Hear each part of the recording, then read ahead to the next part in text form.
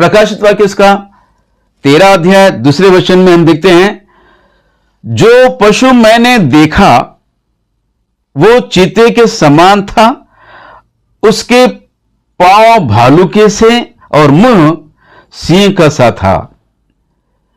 उस अजगर ने, ध्यान दीजिए यहां से, उस अजगर ने अपनी सामर्थ और अपना सिंहासन और बड़ा अधिकार उसे दे दिया।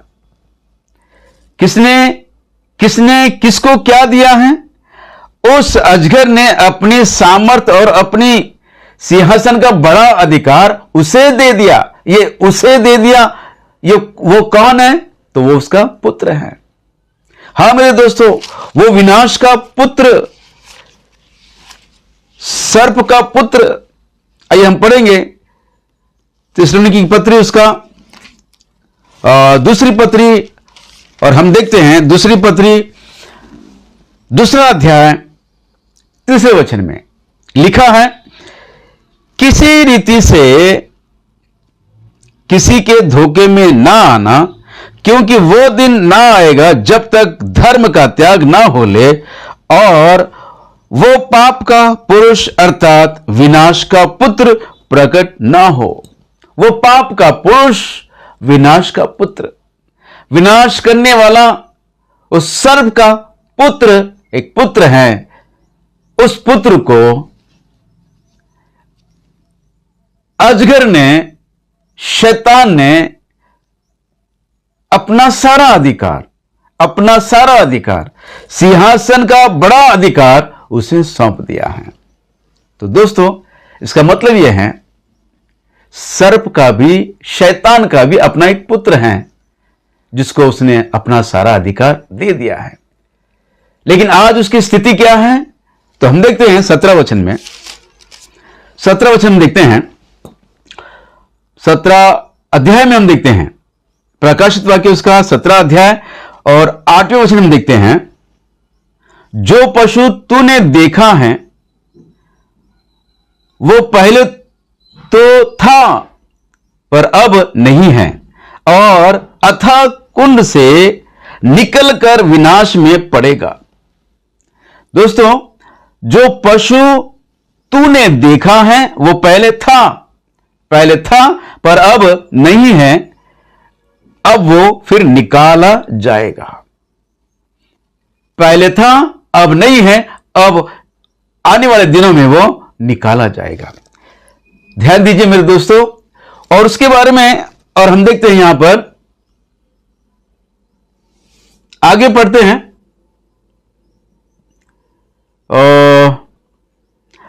जो पशु तूने देखा वो पहले तो था पर अब नहीं है, और अथाह कुंड से निकलकर विनाश में पड़ेगा, और पृथ्वी के रहने वाले जिनके नाम जगत की उत्पत्ति के समय से जीवन की पुस्तक में लिखे नहीं गए, उस पशु की यह दशा देखकर कि पहले था और अब नहीं है और फिर आएगा, अचंभा करेगा।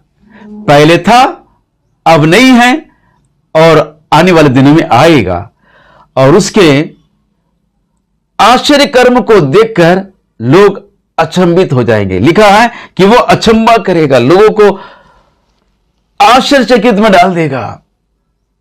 दोस्तों ध्यान दीजिए, पहले जो ये था अब नहीं है, और कुछ दिनों के बाद वो निकाल दिया जाएगा, जो पृथ्वी पर आएगा। अतः कुंड में वो डाल दिया गया है। वो कौन है? शैतान का पुत्र। शैतान का पुत्र, वो अजगर ने अपने पुत्र को सारा अधिकार दे दिया है, अपने सिंहासन का अधिकार दे दिया है। तो प्रश्न ये उठता है कि इसका जन्म कब हुआ है? उसका एक पुत्र है, हमने ये जान लिया है, पर इसका जन्म कब हुआ है? तो दोस्तों आइए हम पढ़ेंगे उत्पत्ति किताब उसका 10वां अध्याय, और मैं आपको उसका 8वां वचन पढ़ के सुना रहा हूं। कृपया आप अपने बाइबल में ध्यान दीजिए। लिखा है, कूश के वंश में निम्रोद भी हुआ, पृथ्वी पर पहला वीर वही हुआ, वही यहोवा की दृष्टि में पराक्रमी, शिकार खेलने वाला ठहरा। वही यहोवा की दृष्टि में पराक्रमी और शिकार करने वाला ठहरा। कौन है ये? निम्रोद। निम्रोद नूह के वंश में जन्मा हुआ कूश का पुत्र है। कूश के और भी बहुत सारे पुत्र हुए हैं, पर उनके विषय में परमेश्वर ने ऐसा नहीं कहा। परमेश्वर ने निम्रोद के विषय में कहा है कि वो तो पराक्रमी और शिकार खेलने वाला है। तो क्या इसका मतलब यह है निम्रोद जो शिकार करने वाला है वो जंगली जानवरों का शिकार करता है, और वो जंगली जानवरों का शिकार करता है इसलिए परमेश्वर ने उसको पराक्रमी और शिकार करने वाले कहा है? नहीं मेरे दोस्तों, दुनिया में बहुत सारे ऐसे लोग हैं जो आज भी शिकार करते हैं जंगली जानवरों का। तो क्या वे सभी लोग परमेश्वर की दृष्टि में पराक्रमी और शिकार करने वाले ठहरेंगे? परमेश्वर की दृष्टि में नहीं मेरे दोस्तों।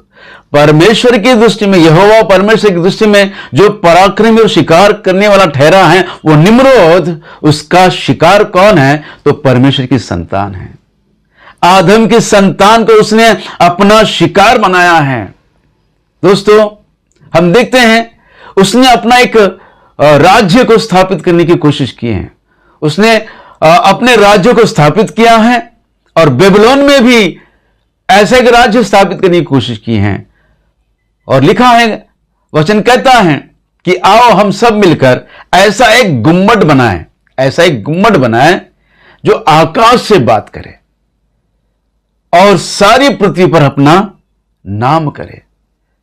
अपना नाम करे इसका मतलब क्या है? यहोवा का नाम मिटा दे, यहोवा परमेश्वर का नाम मिटा दे। दोस्तों ये इतना पराक्रमी और शिकार करने वाला परमेश्वर की दृष्टि में इसलिए ठहरा है। वो तो यहोवा के नाम को मिटाने की कोशिश कर रहा था अपने ज्ञान और अपने ज्ञान और शक्ति के द्वारा। हां दोस्तों, वो पराक्रमी शक्तिशाली हैं। उन दिनों में नपीली लोग रहा करते थे, उन दिनों में दानव रहा करते थे। नफीली जो लोग हैं वो साधारण लोग नहीं हैं। वो कम से कम लिखा है कि वे देवदारों के देवदार के वृक्ष जितने ऊंचे होते हैं वे उतने ऊंचे हुआ करते थे। दोस्तों इजरायली जब मिस्र से निकलकर कनान पहुंच रहे थे, कनान पहुंचने से पहले कुछ भेदियों को भेजा गया है। और वहां पर हम देखते हैं जो भेदी जाकर वहां देखा और वापस आकर जो रिपोर्ट लेके आए हैं उनके विषय में कहते हैं कि वे तो इतने पराक्रमी और इतने शक्तिशाली हैं, उनके सामने तो हम टिड्डियों के समान हैं। हां मेरे दोस्तों, हम देखते हैं, आइए हम पढ़ेंगे गिनती की किताब उसका 13 अध्याय और मैं आपके लिए गिनती की किताब उसका 13 अध्याय और आपके लिए मैं 33 वचन पढ़ के सुना रहा हूं, कृपया ध्यान दीजिए। लिखा है, फिर हमने वहां नपीलों को अर्थात नपीली जाति वाले अनाकवंशियों को देखा और हम अपनी दृष्टि में उनके सामने टिड्डे के समान दिखाई पड़ते थे और ऐसे ही उनकी दृष्टि में मालूम पड़ते थे। दोस्तों कनान में जाकर जब भेदियों ने जाकर देखा तो वहां जो लोग थे वो नपीली और अनाक वंशियों के लोग, उनको देखकर अपने आप को वो कह रहे हैं कि हम उनके सामने तो टिड्डियों के समान हैं और उनकी दृष्टि में भी हम टिड्डी हैं। दोस्तों ध्यान दीजिए, इजरायली लोग अपने आप को उनके साथ जब तुलना कर रहे हैं तो अपने आप को कहते हैं कि हम तो टिड्डियों के समान दिखाई पड़ते हैं। तो मतलब यह है, तो उनका कद इतना ऊंचा है कि वे पहाड़ जैसे लोग हैं। देवदार वृक्षों के समान उनकी ऊंचाई होती थी। हां मेरे दोस्तों, वचन में लिखा हुआ है, वचन कहता है कि उन दिनों में जो लोग रहते थे वे देवदार के वृक्षों के समान, कम से कम 5 माले की बिल्डिंग जो होती है ना, उतना उतना ऊंचा कद उनका हुआ करता था। ऐसे भयंकर कद वालों के लोगों को निम्रोद ने अपने वश में कर लिया, उन पर अपना अधिकार चला रहा है। तो क्या यह साधारण व्यक्ति है? दोस्तों, शैतान का पुत्र है। ये शैतान का पुत्र है जो कूश की पत्नी को उपयोग करके अपने पुत्र को जन्म दिया है। वो है निम्रोद। हां मेरे दोस्तों, ये बात सच है। आप ये कैसे कह सकते हैं कि कूश के वंश में जो जन्मा है, वो जो निम्रोद है, वो शैतान का पुत्र है? तो मैं आपसे कहना चाहता हूं, प्रभु यीशु मसीह क्या माता मरियम और यूसुफ का पुत्र है? नहीं ना। मत्ती लूका में हम देखते हैं कि लोग कहते हैं ये तो यूसुफ का पुत्र है, इसकी माता मरियम है। यीशु को भी लोगों ने माता मरियम और यूसुफ का पुत्र कहते थे। तो क्या यीशु मसीह यूसुफ का पुत्र है?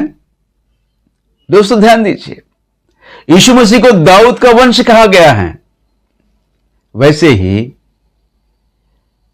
शैतान का पुत्र वो सर्प का वंश कहा गया है। हां मेरे दोस्तों, निम्रोद सर्प का वंश है। वो शैतान का पुत्र है जिसे वो अजगर ने अपना सारा अधिकार दे दिया है, सारा अधिकार दे दिया है। हां दोस्तों, और अंतिम दिनों में हम देखते हैं कि वो लोगों को अचंभित करेगा। 17 अध्याय में हम देखें ना, 17 अध्याय में हम देखते हैं, प्रकाशित वाक्य उसका 17 अध्याय, और मैं आपको फिर से 8वां वचन पढ़ के सुना रहा हूं, ध्यान दीजिए। जो पशु तूने देखा है वो पहले तो था, अब नहीं है। अतः कुंड से निकलकर विनाश में पड़ेगा, और पृथ्वी के रहने वाले जिसके नाम जगत की उत्पत्ति के समय से जीवन की पुस्तक में लिखे नहीं गए हैं, इस पशु की यह दशा देखकर कि पहले था और अब नहीं है और फिर आएगा, अचंबा करेगा, फिर आएगा और अचंबा करेगा। दोस्तों, परमेश्वर यहोवा ने जब देखा कि परमेश्वर के नाम को मिटाने के लिए उसने योजना बनाई, तो परमेश्वर ने उसको भी खत्म किया। हाँ मेरे दोस्तों, वो उसका भी अंत हुआ, और हम देखते हैं उसे परमेश्वर ने अथाह कुंड में डाल दिया। पहले था, अब नहीं है। प्रकाशित वाक्य जब लिखते समय अब नहीं है, लेकिन अब इन अंतिम दिनों में फिर आएगा और लोगों को अचंभित करेगा। हाँ दोस्तों, वो कैसे? तो हम देखते हैं दोस्तों, अंतिम दिनों में 7 साल के महाक्लेश के उन दिनों में दानियल की वो भविष्यवाणी, दानियल की किताब उसका 9वां अध्याय 27 वचन में जो भविष्यवाणी है, लिखा है कि वो प्रधान आएगा, बहुतों के संग दृढ़ वाचा बांधेगा, और 1 सप्ताह का समय लेकर वो राज्य करेगा, और आधे सप्ताह के बीतने पर उसका राज्य पूरा गिर जाएगा। आधे सप्ताह के बीतने पर अन्न बलि और मेल बलि बंद कर देगा। तो मतलब यह है कि वो जो 1 सप्ताह का समय लिया है, मतलब 7 साल का जो समय लिया है, 7 साल का समय लेकर वो खरा नहीं उतरा। 3.5 साल पूरे होते ही उसका असल रूप बाहर आ गया। तो दोस्तों, यह और कोई नहीं है, यह अंतिम मसीह विरोधी का एक पात्र है, अंतिम मसीह विरोधी का एक खिलौना है। ये अंतिम मसीह विरोधी नहीं है, यह अंतिम मसीह विरोधी का खिलौना है, जिसे 1 सप्ताह का समय दिया गया है। 1 सप्ताह का समय उसे दिया गया है, वो उसके बड़े मांगने पर उसे दिया गया है। बहुतों के संग वो बातें कर कर, उनको मनाकर वो 1 सप्ताह का समय प्राप्त करता है। 1 सप्ताह यानी 7 साल। और दोस्तों, इन 7 साल के महाक्लेश के उन दिनों में ये लोगों को अचंभित करेगा, लोगों को अचंभित करेगा। वो कैसे? दोस्तों, मैं आपको बताना चाहता हूं, ध्यान दीजिए, यहां बड़े ध्यान से सुनिए आप लोग। जब ये बहुतों को मनाकर, बातें कर कर 1 सप्ताह का समय लेगा, तो दोस्तों वो जो 10 देशों का गठबंधन है, वन वर्ल्ड गवर्नमेंट है, उनमें से 3 देश के लोग इसका विरोध करेंगे। और इस विरोध में एक छोटा सा युद्ध होगा। और इस युद्ध में अंतिम मसीह विरोधी का इस पात्र को, इस खिलौने को एक बड़ा घाव लगेगा, प्राण घातक घाव से वो मर जाएगा, मृत्यु हो जाएगी उसकी। आइए हम पढ़ेंगे प्रकाशित वाक्य उसका 13 अध्याय, और मैं आपके लिए 3 वचन पढ़ के सुना रहा हूं। ध्यान दीजिए, लिखा है, मैंने उसके सिरों में से एक पर ऐसा भारी घाव लगा देखा मानो वह मरने पर है। फिर उसका प्राण घातक घाव अच्छा हो गया और सारी पृथ्वी के लोग उस पशु के पीछे पीछे अचंबा करते हुए चले। इस शब्द को हमने 17 अध्याय 8-9 वचन में हम देखे हैं, जो पहले था अब नहीं है और अंतिम दिनों में वह आएगा और लोगों को अचंभित करेगा। दोस्तों, वे लोगों को अचंभित करेगा। ये कौन है? वो प्रधान जो अंतिम मसीह विरोधी के लिए एक खिलौना बनकर उसका उपयोग किया जा रहा है यहां पर। दोस्तों, इसके साथ एक छोटा युद्ध होगा और यह पूरी तरह मारा जाएगा। ऐसा लिखा है, प्राण घातक घाव, यानी कि प्राण चले गए, वो उसकी मृत्यु हो गई, लेकिन उसका घाव अच्छा हो गया। मतलब यह है कि वो फिर से जी उठेगा। हां मेरे दोस्तों, उसकी अंतिम यात्रा निकलेगी, लोग उसके पीछे हो लेंगे, लेकिन होगा क्या? अचानक ही उस अंतिम यात्रा के उस समय वो उठकर खड़ा हो जाएगा कि देखो, मैं वही मसीहा हूं जो आने वाला है। मैं वो मसीहा हूं जो तुम्हारे उद्धार के लिए तुम जो इंतजार में थे, मैं वो मसीहा हूं, मैं आ गया हूं। और यह भी कहेगा कि उन दिनों में जो प्रभु यीशु मसीह तीसरे दिन जी उठा है, उसके जी उठने के विषय को किसी ने नहीं देखा, वो तो उसके चेलों ने उसका प्रचार किया है। मैं तो आज तुम्हारे आंखों के सामने जी उठा हूं, मुझ पर विश्वास कीजिए, मैं वही मसीहा हूं जिसका तुम इंतजार करते हो। हाँ मेरे दोस्तों, लोग उसके पीछे हो लेंगे। लिखा है कि लोग उसके पीछे हो लेंगे। आइए हम पढ़ेंगे, अचंबा करते हुए चले, लोगों ने अजगर की पूजा की, क्योंकि उसने उस पशु को अपना अधिकार दे दिया था।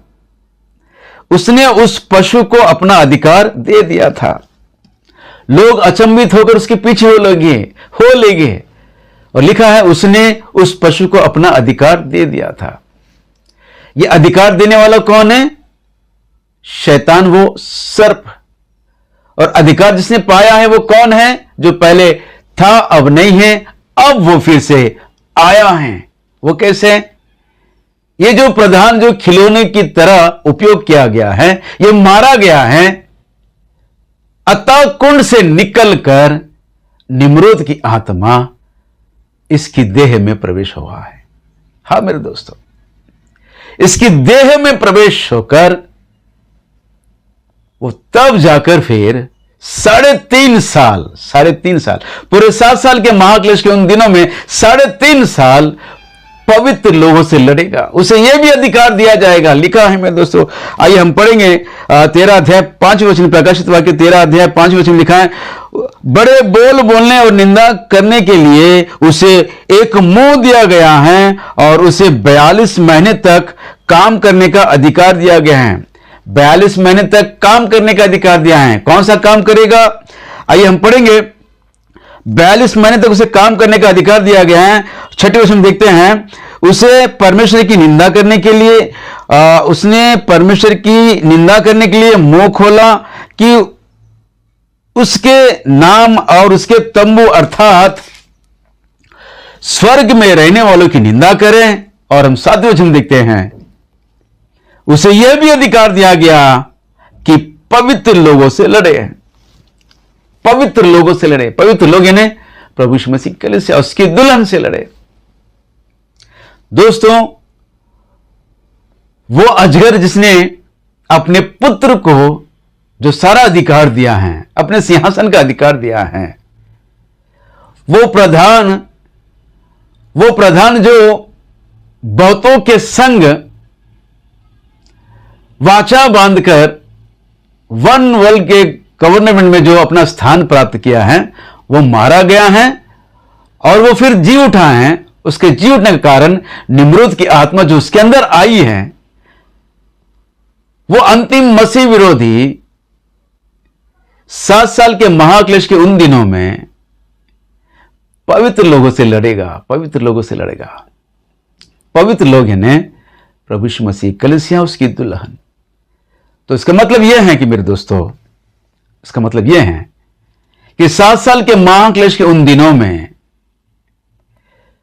प्रभु यीशु मसीह की दुल्हन को पृथ्वी पर रहना होगा और 3.5 साल उसे अंतिम मसीह विरोधी के साथ संघर्ष करना होगा। हां मेरे दोस्तों, अपने विश्वास में दृढ़ हो जाओ कि हमारे सामने आने वाले दिनों में एक महासंघर्ष है और उस महासंघर्ष में हमें जय प्राप्त करना है। उस महासंघर्ष में जो जय प्राप्त करेगा वही उसकी दुल्हन ठहराई जाएगी और वही उसके साथ उठा ली जाएगी। अंतिम तुहरी फूकी जाएगी और जो दुल्हन अंतिम मसीह विरोधी के साथ लड़कर जय प्राप्त करेगी, वो दुल्हन उसके साथ उठा ली जाएगी। दोस्तों, आप सबों को फिर एक बार मेरा नम्र निवेदन है कि इस वीडियो को औरों तक पहुंचाइए और परमेश्वर की सारी आशीषों से भरपूर हो जाइए। जय मसीह की। Praise the Lord. आमीन, आमीन, आमीन।